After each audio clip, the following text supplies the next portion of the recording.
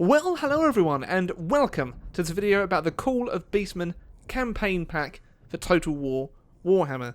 Now, unless you've been living under a rock the past couple of days, and I pretty much have, because that's where you can find the best Pokemon at the minute. Top tip there, look under rocks and stuff. So, anyway, back to Warhammer. The new Call of Beastmen campaign was leaked and then announced the next day. So what this is going to do, it's going to add the new Beastmen race into the grand campaign. It's going to add 2 new playable legendary lords. It's going to add a mini campaign called an Eye for an Eye story campaign. And it's also going to have new unique units, monsters, heroes, magic, and game features. I'm going to be going over the different features and the different units that are in the mod. Any footage that you see here will be the trailer, and I'm also going to be using the screenshots, which you're able to also see on the Steam store page. This video also won't go deep into the lore of the Beastmen. I will be focusing on what it adds into the base game, and then I'll give my little thoughts and opinions of what I've seen so far, which isn't a lot, but it's mainly the price tag and the trailer and the screenshots. I'll give my opinion on that, and then of course leave your opinion of the DLC in the comments below. So, Beastmen, they are a feral, chaos-tainted horde race. They move like a plague across the old world, fielding half-human aberrations and colossal beasts in battle, many of which feature unique abilities. The Beastmen are playable in the Grand Campaign, Custom and Multiplayer battles, and in their very own story campaign, An Eye for an Eye. So, the Eye for an Eye campaign is a compact story campaign that pits the Beastmen in a berserk guerrilla war against mankind. The Theatre of Conflict is a bespoke campaign representing the densely forested landmass stretched from the Reichland Channel in the west to Hochland in the east. You assume the role of the legendary beast lord Khazrak the One-Eye as he lays waste the land of men and attempts to slay his nemesis, Boris Todbringer, the Graf of Middenheim. Other Beastmen tribes lurk in the wild woodlands, however, and a great show of arms will be required to secure their lord. The campaign playstyle is Horde gameplay, so similar to Chaos. Unlike Chaos Warrior Hordes, however, all Beastmen units bear the Resilience passive ability. This makes them immune to the attrition caused by infighting when 2 or more hordes stand in close proximity, and that also promotes a collaborative approach between those hordes. So you don't have to worry about bringing 2 Chaos armies close together. You can literally just move all your forces as one and ruffle stomp the Empire, hopefully. So the Beastmen also spread Chaos corruption wherever they go. That's destabilising provinces and causing attrition to enemy forces, with unique heroes, building chains, tech trees, recruitment options, lord and hero skill trees, and a new lore of magic, the lore of the wild. It offers a new and feral way to play. Bestial Rage. So each army led by a Beastman Lord has the Bestial Rage meter. As the army raids or engages in battle, this meter rises until a new Bray Herd is summoned. An AI-controlled Beastman Horde that can be directed by the player to specific targets or support the parent army as it moves. If the Bestial Rage falls too low, it may begin infighting, leading to a loss of the troops, and in worst instances mutiny, which is exactly like the Greenskins mechanic on their campaign. So Beastmen, I guess they're going to play between, well, a combination of Chaos and the Greenskins. So the Beastmen playstyle is also characterised through their unique army stances. The Beastmen Ambush is their standard mode of campaign movement and enables the army to ambush enemy forces on the move.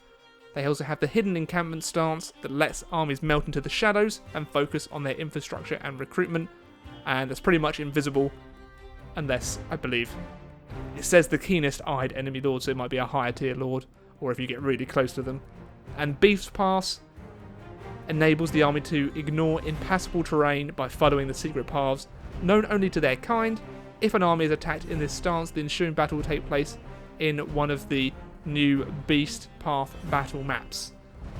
Again, also using kind of the subterranean ability that the dwarves and the greenskins have, which will be quite interesting to see what these new Beast Path battle maps will be. I imagine this just would be quite heavily forested maps, kind of like, I guess, what you see from the ambush style battles. So that'd be interesting to see. The Beastmen can also enter the raiding stance to harvest income, and that also increases bestial rage and sow public order into the enemy territory. So when a Beastman army conquers an enemy settlement, you get two different options. You can't conquer a province, you can't conquer any territory, you are a Horde faction, so you can either raise and loot, which gets income from the settlement before destroying it, or the raise and defile settlement, which is probably what I would favour. It erects a blasphemous monument in its place, and that generates a major chaos corruption in the province and confers a large population growth bonus upon the Horde. So I would probably go for that unless I was really in need of the money. So the Beastmen share a dark bond with Morceleb, probably incorrectly pronounced, which is the Chaos Moon. It waxes in the night sky, and they are given the feats of Drunken, Bacchanalia, and Ghastly Sacrifice beneath its sickly glaze. When a periodic full moon event occurs in the Beastmen campaign game, the player must direct his war herds in which twisted acts to perform. This is often a price to be paid for such dark celebrations, but Morceleb always rewards the faithful. So I believe that's just going to be a new type of event, and that's going to also help in the kind of scripted style of the campaign. Moving on to the grand campaign and now the units of the Beastmen. There are two legendary lords, so you have the Beast Lord Khazrak the One-Eye, or Bray Shaman Maligore the Dark Omen. Each has their own skill trees, abilities, quest chains, and legendary items. Khazrak starts in the Taboro region of Estalia, while Maligore begins play in the Marshes of Madness, which are deep in the Badlands. So each Beastman faction will start different areas of the map, which is quite a nice addition. So I'll talk about a little bit about Khazrak. So the bestial intelligence that sees behind Khazrak's one good eye makes him the paragon of beast lords. Gifted with the patience and strategic shrewdness of the most accomplished generals, Khazrak wages the perfect guerrilla war, striking hard and fast where the enemy is weakest, then melting into the shadows to plan the next blow. The only lords of men to ever best him is Boris Todbringer of Middenheim, which deprived him of an eye with a slash of his Runefang blade. And that kind of sets the setting for the Eye for an Eye campaign. You basically want to hunt down Boris Todbringer and get an eye for an eye, or probably, just kill him. So he also has two quest chains rewarding him with two unique items, the Scourge and the Dark Mail. So Khazrak has the abilities of Missile Resistance 15%, Resilience, Encourage, Hide, which is in Forest, and Primal Rage. And if you choose Khazrak the One-Eye as your starting legendary lord, your race gains 10% income from raiding and +5 leadership when fighting humans. So on to Maligore the Dark Omen. To the Beastmen, and indeed to the inhabitants of the Empire, Maligore is a fleshy incarnation of mankind's demise. Unsurpassed in the grasp of the Lord of the Wild, the rites he performs are iniquitous enough to quail even the foulest of brave shamans. When Maligore and his hordes descend upon a human settlement, he delights in sacrificing priests on the very altars they served. No act of blasphemy is too abhorrent, no desecration too foul for Maligore the Dark Omen. So Maligore has a single quest chain which rewards him with a unique item, the Icons of Vilification. This filth interesting collection of blasphemous relics, the skulls of dead priests, branches torn from the hallowed trees of the Athel-Loren, and more, reduces the recruitment cost and increases the rank of the lesser Bray Shamans. And in battle, the icons emit an aura that increases the damage output of those around Maligore. So, Maligore has the following abilities: Missile Resistance 15%, Resilience, Encourage, Hide, Forest, and Primal Rage. Maligore can also unlock a unique skill at level 15, which is something wicked this way comes. It confers a permanent hex spell on Maligore, causing -4 leadership to the nearby units in battle, and -3 leadership to enemy armies in Maligore's campaign map region. And if you choose Maligore the Dark Omen as your legendary lord, your faction will field 1 Bray Shaman, and all of your characters get 5% movement rate. There are also 2 field unique hero types, Gorballs. They are twin-horned melee specialists, the very mightiest examples of Minotaurs. And there's also the Bray Shaman, which are spellcaster heroes capable of employing the Law of Death, the Law of Beasts, or the Bestial School of Magic, known only to the Beastmen, the Law of the Wild. So, now on to the battlefield units, the units that you're going to be able to get in the Beastmen pack. You get... First I'll go over the abilities. Resilience, which is an ability common to all units in the Beastmen roster.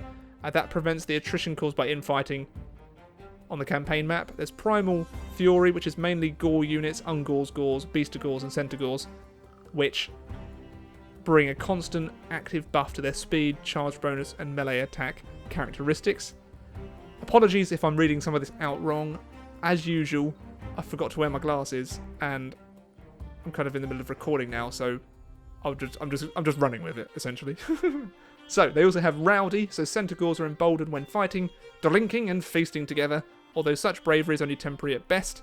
In battle they gain immunity to Vigor loss and leadership bonus. If their morale begins to waver, the Rowdy effect is lost. Bloodgreed, which is the Minotaur's Bloodgreed, makes them vicious combatants and brings buff to their charge bonus, speed, weapon damage, and melee attack characteristics. Soul Eater.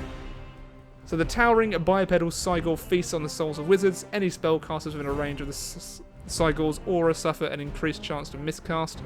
Thunderous Charge, which grants buffs to charge speed and charge bonus. And there's Vanguard Deployment. The majority of units in the Beastmen roster have it. So that means, especially in multiplayer, could be quite risky playing against them. You have to adapt your strategy very quickly. So, going over the units, you have Uncool Raiders, which are tier 1 missile infantry, and they use bows, and their abilities are Stalk, Resilience, Vanguard Deployment, and Primal Fury. There's the Uncool Spearmen Horde, which are tier 1 melee infantry using spears, which have the abilities Resilience, Hide, Primal Fury, and Vanguard Deployment. And Chaos Warhounds, which are tier 1 melee beasts, and have the abilities of missile resistance, missile resistance, resilience, and hide. Tier 2 units, Uncool Horde with shields, Uncool Spearmen Horde with shields, and Chaos Warhounds poisons. I may have just knocked my mic there. Tier 3 units, you have Centigores, which are tier 3 melee monstrous cavalry, which are very fast with Vanguard Deployment. The Gore Horde, which are tier 3 melee axe infantry, Gore Horde with shields. Razagore Horde, which are tier 3 melee monstrous beasts, which are armor piercing. And Minotaurs, which are tier 3 melee monstrous armored infantry. Tier 4 units, the Beastigore Horde, which are tier 4 great axe melee infantry with armor piercing. Chaos Spawn, which are melee monstrous infantry. Centigores with flowing axes. The Rastigore Chariot, which are chariots, armoured and armour piercing, and Minotaurs with shields. I should have said Centigores, monstrous missile cavalry, armour piercing, shielded, and very fast. Tier 5 units, which are Centigores, which are monstrous melee cavalry, armour piercing, and very fast. Minotaurs, which are Minotaurs with great weapons, Centigores with great weapons. The Cygor, which is a tier 5 monstrous artillery with special range weapons, very long range and causes terror. And the Chaos Giant, which is a tier 5 monster with armor piercing. So a combination of a Beastman and a few Chaos units dabbled in there. So that pretty much goes over most of what you'll find on the Steam store page. The price, I'm actually seeing the price, despite being in Canada, my Steam account still shows British pounds. So at the minute, you can purchase it for 10% off for £12.59. Look at the store Steam page for your regional equivalent, and then I imagine after it's released, after the 28th, it'll be £13.99. So that's £14 for a mini campaign and a new race. So I've seen a lot of stuff on Reddit about the cost of the DLC, and I think I'm in a bit of an agreement that it is quite high for downloadable content. There is the argument, I think like the base game was $39.99 and this being priced at £14, so that'd be 40, yeah, so, you know, it's a good 35%, between 30 to 40% of the base game in price, which is quite high for a piece of downloadable content. You are getting a new mini campaign map as well, so I think that's why the price is increased compared to a normal race pack or kind of a faction pack that we saw in the likes of Attila or Rome 2. I believe the campaign packs were a smidge cheaper for Attila and Rome 2. If I'm incorrect on that, please do correct me, but I believe they were around £12. So the price of a new campaign has gone up, the price of a mini campaign has gone up by £2. And I imagine that the argument would be for the increased cost would be down to I imagine the cost of creating all of the new kind of the faction, essentially. Different unique units, that would mean that they need to create different types of skeletons, which is what they have to use in the kind of the development, and get them to all to interact with the current existing units. So that would be probably the argument for the increased price. Personally, I think it probably is quite expensive for a DLC. However, it looks like it's going to be pretty substantial. I did see a chart on Reddit as well, which showed that in certain aspects you're getting less units, as some are already in the game, such as the Chaos units. But I nevertheless am still looking forward to this downloadable content. Any content that we get, especially any new factions, is always a great addition. I also saw quite a good idea that CA could implement on Reddit. So I get all my information from Reddit now. I'm a lurker. I don't often post, but I'm a lurker on Reddit. So the idea would be, if you want the campaign map, then you can purchase it for the entire cost, or if you just wanted the faction, then it could be the price of something like the Chaos Warriors, which would be quite a good way of doing it.